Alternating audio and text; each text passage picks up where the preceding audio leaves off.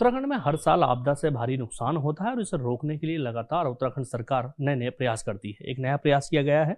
हमारे साथ बात करने के लिए आपदा प्रबंधन सचिव विनोद कुमार सुमन साहब हैं। जानते हैं उनसे, सर किस प्रकार के प्रयास हैं और इससे कितना फायदा हुआ प्रदेश को? आपदा से निपटने के लिए उसका पूर्वानुमान लगाने के लिए अर्ली वार्निंग सिस्टम पहले से बना हुआ है हमारे यहाँ। बहुत सारे सेंसर्स लगाए गए हैं और उसके आधार पर हम डेटा प्राप्त करते हैं। डेटा प्राप्त करने के बाद अनुमान लगाते हैं कि किस प्रकार की आपदा कितनी मात्रा में उसका प्रभाव होगा, किस तरह से नुकसान करेगा, किस तरह से सावधानी बरती जानी है, इसके बारे में किया जाता है। अर्ली वार्निंग सिस्टम के बारे में हम लोग काम कर रहे हैं। कुछ सेंसर हमारे लगे हुए हैं। अभी हम लोग मल्टी-हज़ार्ड अर्ली वार्निंग सिस्टम पे काम कर रहे हैं।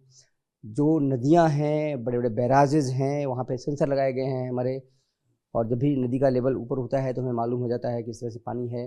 और वहाँ पे सायरन लगे हुए हैं। फिर जब जहाँ पे सायरन जब बजता है तो वहाँ पे लोकल लेवल पे सिस्टम लगा हुआ है। जो लो लाइंग एरिया में लोग रहते हैं उनको हम लोग शिफ्ट करते हैं। और अगर उस तरह सायरन जो वहाँ बजा, अगर उस पर एक्शन नहीं लिया गया तो सायरन हमारे कंट्रोल रूम में यहाँ बजता है, तो हम लोगों को अलर्ट करते हैं, यहाँ से उनको सूचित करते हैं कि ऐसे ऐसे सायरन बज रहा है, आप इसको दिखवाइए, तो वहाँ पे कार्रवाई होती है। इस तरह से काम चल रहा है। हमारे प्रदेश में भूकंप एक बड़ा जरिया बन जाता है। कई बार हमने देखा है कि काफ़ी नुकसान भी हुए हैं। इसको लेकर के अर्ली वार्निंग सिस्टम और ये अलार्म जो है ये कैसे काम करेंगे, उस पर क्या काम कर रहे हैं आप? भूकंप के बारे में सेंसर हम लोगों ने लगाए हैं IIT रुड़की के सहयोग से, और वो देश में पहला ऐसा है जो सेंसर इस तरह से लगा है।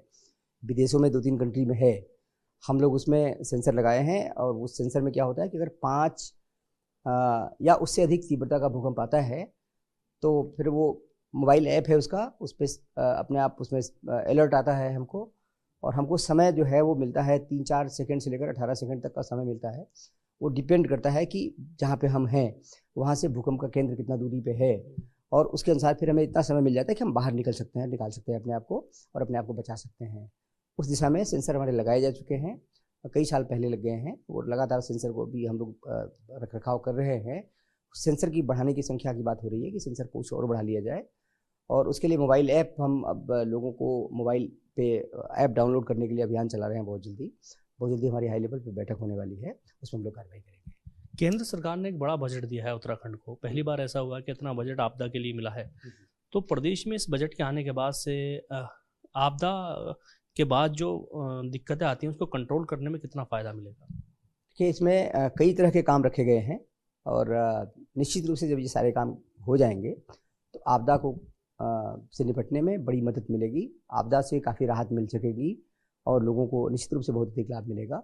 इस तरह से प्रयास करेंगे हम लोग। हमारे साथ बात करने के लिए विनोद कुमार सुमन साहब थे, जिन्होंने बताया कि किस तरह से उत्तराखंड में अर्ली वार्निंग सिस्टम लगाया जा रहा है, जिससे आने वाले समय में जो आपदा होगी या फिर भूकंप होंगे उन पर किस तरह से काबू पाया जा सकता है। साथ ही केंद्र सरकार ने जो बजट दिया है उससे उत्तराखंड में काफ़ी फायदा होने वाला है आपदा के कामों को लेकर।